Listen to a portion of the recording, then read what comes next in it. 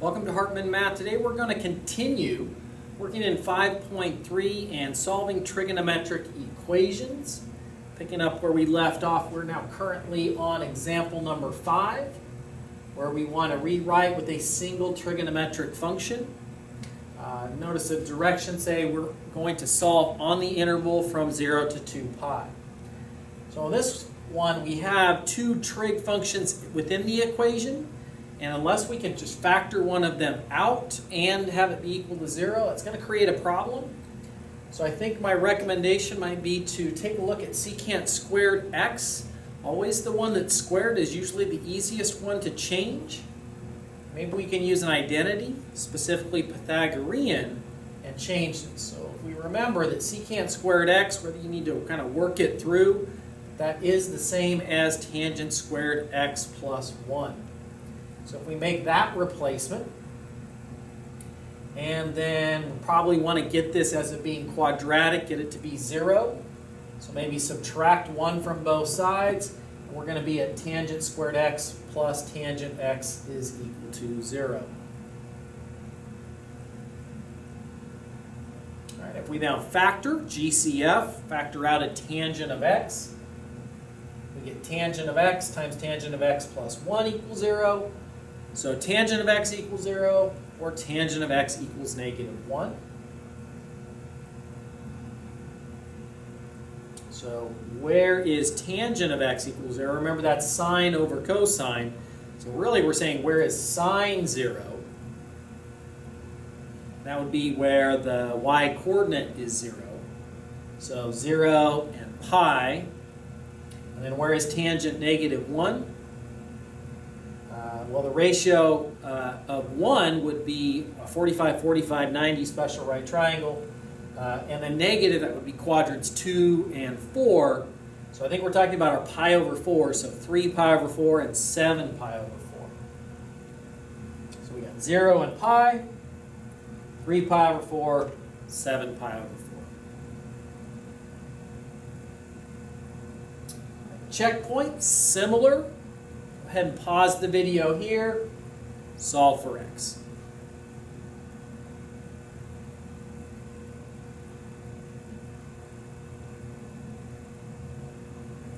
So a little bit of a challenge on this one. Cosecant squared x does become, via Pythagorean identity, cotangent squared x plus 1. We can then get it equal to 0. We can factor. And cotangent of x equals 1, that one's not an issue. If we think in terms of reciprocal, flip and flip, tangent x equals 1, we're more comfortable there. Pi over 4, and notice we're finding all solutions, so pi over 4 plus n pi, and that would, because of the period being, for tangent being pi, that takes us quadrant 1 and quadrant 3. So that handles all those. But this one's, if we flip this, we've got tangent of x equals 1/3. That's not a unit circle value. So that means we're going to have to hit the calculator and approximate. So if we do inverse tangent of 1/3, we're going to get 0.322. Make sure we're in radians. And then also, that's in quadrant 1.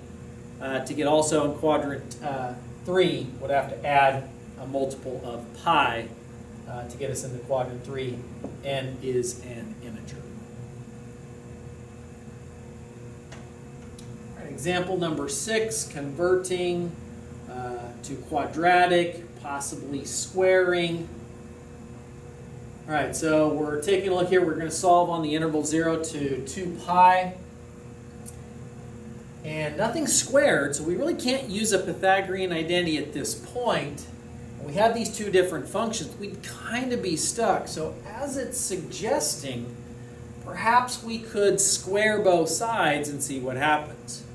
Remember that if we square a binomial, it means to multiply it by itself, not just square the two parts. So it's cosine x plus 1 times another cosine x plus 1. And we would get cosine squared x plus 2 cosine x plus 1 equals sine squared x. Now we still have two different functions, but we have sine squared x, and that is much better because now we can use a Pythagorean identity on that one. 1 minus cosine squared x. Now we get everything equal to 0, so subtract a 1 on both sides, add a cosine squared x on both sides. We can factor out a greatest common factor. Cosine x equals 0, cosine x equals -1. Remember, cosine being the x-coordinate. Where is the x-coordinate? 0. Straight up, straight down. Pi over 2, 3 pi over 2. Where is the x-coordinate? -1. That's straight to the left at pi. So those are our possible answers. Those coming from there, that one coming from there. Now, as it's suggesting, we need to check this. We squared both sides, and when we square both sides, we have the opportunity of the possibility that we've introduced extraneous solutions. For example, if we started with -2 equals 2, it's not true. But if you square both sides, it becomes true. So squaring both sides forces a mandatory check. So we'll go back to the original. Cosine of pi over 2. So cosine of pi over 2 being straight up, cosine, that would be the x-coordinate, so 0 plus 1 is equal to sine of pi over 2, 1, so that one works. What about 3 pi over 2? Cosine of 3 pi over 2 is still 0. 0 plus 1 is 1. Sine of 3 pi over 2 is -1. 1 equals -1. That one's not true. Extraneous. What about pi? Cosine of pi is -1 plus 1 is 0. Sine of pi is 0. That one should be okay. So those two are our solutions.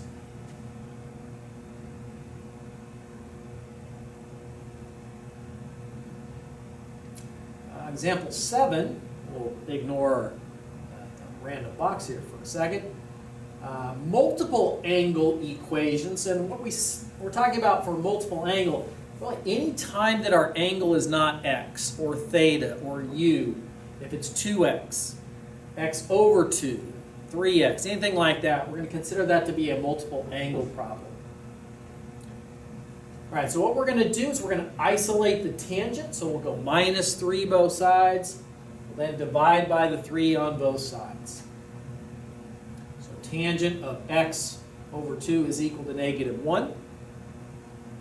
We're going to ignore our angle for a second and just say, well, tangent of what? And let's see if we can place this as an angle. Tangent of what would equal -1? Well, if we think about that, we'd be talking about quadrants 2 and 4 where tangent's negative. Ratio of 1 is our pi over 4, so we're talking about 3 pi over 4 and 7 pi over 4. And I don't think we need both of those because we're dealing with tangent where the period is pi, so we really focus on quadrants 1 and 2, and then the pi will take us into the other quadrants. So if we think of angle, that would be our x over 2 equals, so focus on here, x over 2 equals, in quadrant 2, 3 pi over 4 plus n pi. And then to get x by itself, we just need to undo the division, multiply both sides by 2, do it here and here. So x is equal to 3 pi over 2 plus 2n pi, where n is an integer.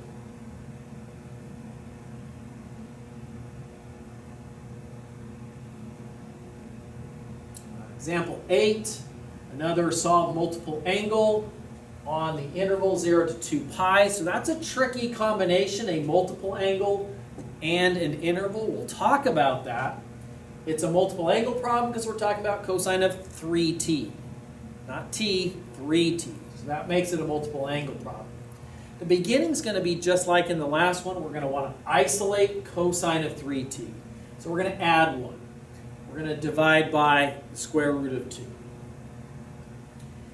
If it's going to help you, you could rationalize this by multiplying top and bottom by root 2 and seeing that that is root 2 over 2. And we're talking about cosine. So we're talking about x coordinates being positive, quadrants 1 and 4. Cosine, we're thinking in terms of the coterminals being plus 2n pi's and stuff like that. Now you might think, oh, but for 0 to 2 pi I don't need that stuff. Well, for a multiple angle problem, you always need it. No matter if it's find all solutions or on an interval like this, all multiple angle problems you're going to need the plus n pi or plus 2n pi depending on the function. So we're going to say, where is cosine positive 1 over root 2, same as root 2 over 2. And those are at our pi over 4s in quadrants 1 and 4. So we're talking about pi over 4 and 7 pi over 4. So we'd say 3t equals pi over 4 plus 2n pi. 3t equals 7 pi over 4 plus 2n pi. And again, we need those, the plus 2n pi's, even because of this. And you're going to see why in a moment, anytime it's a multiple angle problem. All right, let's divide by 3. Careful. Divide by 3. So t is equal to pi over 12 plus 2n pi over 3. Same thing over here. Now you notice that I changed it so that we would have a common denominator. So 2n pi over 3, I multiplied top and bottom by 4 to get 8n pi over 12. The reason is, now I need to come up with all the solutions that fit in here. So I'm going to start looking at this one here and start with 0 as my initial n. So if I plug in a 0, gone, pi over 12, that's a solution. Now I'm going to try a 1. So pi over 12 plus, if I plug in a 1, plus 8 pi over 12, that is 9 pi over 12. Be careful about writing 9 pi over 12. I get a lot of people on that one. 9 pi over 12 seems like we could reduce that fraction. I think we should.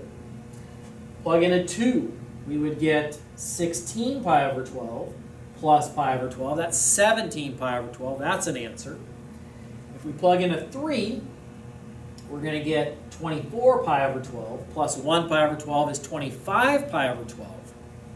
But that's bigger than 2 pi, so that one's not going to work. So in fact, what actually kind of can benefit us here, where it says 3t, we're going to get 3 values from this one, matching the 3 from the 3t. So plug in 0, 1, and 2. That's going to get us the 3 values, as we just discussed. We'll do the same thing over here. Plug in a 0, 7 pi over 12.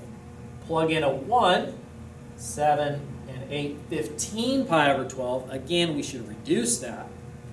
Plug in a 2, 16 plus 7 is 23 pi over 12. Obviously, that's very close there. Still a little bit less, so we're good. If we went one more, too much, and we get all of our solutions.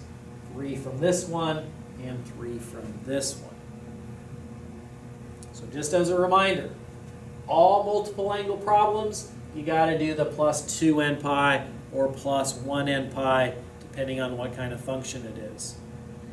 If it's all of them within a certain interval, we are plugging in n's to get those values. All right, example number 9.